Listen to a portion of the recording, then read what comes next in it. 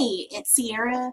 I'm just going to show you, if you don't have Excel downloaded on your PC or your laptop, how you can access it through your My UACCB email. So just go ahead and open up your browser. I use Google Chrome. It seems to work the best for My UACCB and your Office 365 email and Blackboard, so it's just up to you. If you use Internet Explorer at home and your Blackboard runs really slow, you may try Google Chrome. That's also a quick tip. I'm going to change this so it looks like the student version. So once you log into My UACCB, and you can just type myuaccb.edu up here in your browser address bar and be able to log in. You can choose your email from this little section, or you can click it over here. I always just choose this. It populates into a new tab, and then it'll open your email.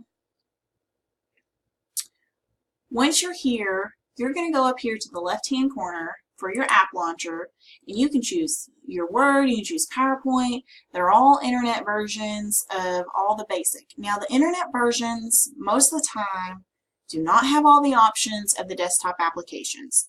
But for what we're doing today in the Graphing Data Lab book, you may have already done this, but if you're still working on it this weekend, you can choose Excel here, and it'll bring this up, and then you can click New Blank Workbook. At this time, you can type in your data, but I've already taken my data from another workbook, and I'm just going to paste it in here. So if you try to paste stuff in here from like you would normally in Microsoft Word or something, it's going to say the browser can't access the clipboard. You're going to have to use your keyboard shortcuts. So I'm just going to hit OK and do Control V, and it's going to, everything that I already pre-typed out is just going to come in here. If you notice, all of these right here look the same beside this 1-3. A lot of times if your numbers are looking odd like this, it's because it's in this general format. So if you just highlight your little box here that says 3 and you go down and hit number, it's going to change that to look more uniform, which I prefer. Now just take your left clicker and hold it down and highlight all of your data. Go to Insert. We're going to insert, just like on your desktop application, you're going to have a lot of the options to choose from and different kinds of charts. She just wants us to use a basic scatter chart. And then automatically it populates all of your, everything that you have in this chart. It's pretty much done besides a few labeling things. Now say for some reason you put your mass and your year opposite. One of the things she talks about in our labs is that the independent variable should be on the x-axis and your dependent variable should be on the y-axis. I'm very confident that the years in this is our independent variable. So it's on this x-axis here, my years. But if for some reason they get flip-flopped, you can always do switch row and column up here in your little data option under Chart Tools and Chart, and it'll flip-flop it. I feel this looks a lot better, so I'm just going to leave it there. Now how you insert your chart title, you're just going to go up to here. You can have it overlay, which looks something like this, and it's going to kind of just hang out in the middle of your chart. I don't really care for that, so we're just going to do above the chart, which looks clean cut. She also wants us to insert some axis titles. So we're going to do like a primary horizontal axis, which is going to be our x-axis, and we're going to do a title below the axis, and I'm just going to put years.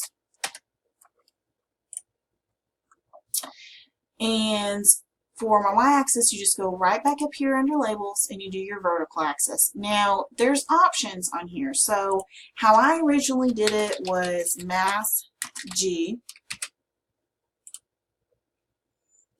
But if you like a different way that it looks, you can do it vertical like this, which visually is not pleasing, so I would not use that one if I were you, but it's up to you. And you can do the rotated title. This is what I used on mine. That's what I'll be turning in. It'll look like this. Also, another reason why I put Mass G is because obviously when we're labeling, you do 1970 and you put years, enough said. That is 1970, you know that's a year. But if I did these numbers and I just put mass, okay, yeah, that's the mass, but more specifically, how are we measuring the mass? So you want to make sure you put that little g for grams, because you may be counted off if you don't leave that because you're not being specific enough with your numbers. So you're pretty much done at this point if you're using the Excel internet, and you can just make it as big as you want to within reason that it looks good. I like to cover up my data. I don't like to show that when I print it, but that's completely up to you. And you can go up here in A1 and you can type your name like I'm doing, and it will show your name. As you can see here, it looks like it's kind of going over into column B, and a lot of times when you print, it won't show your full name. So make sure that you're taking this between column A and B and you're double clicking and it's separating your name and making it very clear and not going over into the other column. So now you have your name on there and you have everything labeled. You can go to File, you go to Print. You want to make sure it's on Active Sheet. If you choose entire workbook, it's probably going to print a lot of pages of blank spaces. Current selection may not print the graph that you want, so make sure it's just Active Sheet. You also want to print it in landscape. The reason being is our graph is horizontal, and if you print it in portrait, it's probably going to cut off your graph. So make sure that it's in landscape. And then you can just hit print. On the internet one, it'll say this, but it's lying. Just give it a second.